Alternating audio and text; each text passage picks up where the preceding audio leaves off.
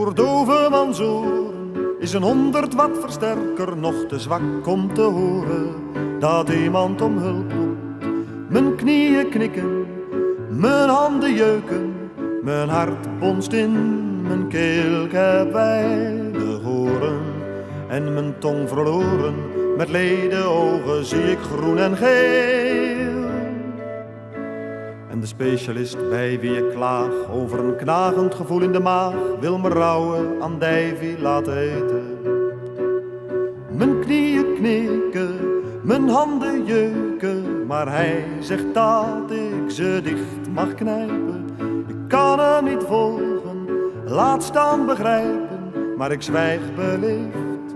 Nu heeft hij het over de derde wereld, alsof hij ze zelf genummerd heeft.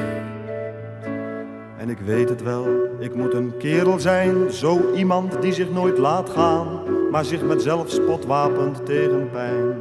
Hier is een halfwoord voor de goeie verstaander, ik heb niets verstaan, dus knik ik maar ja.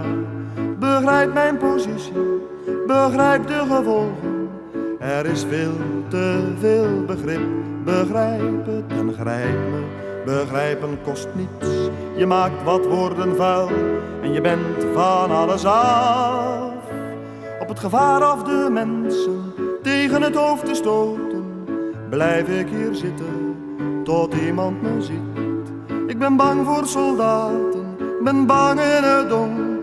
Het is veel en veel te zwart. Ben bang om te vallen, het leven is hard. Ik heb zo'n behoefte aan een positief geluid.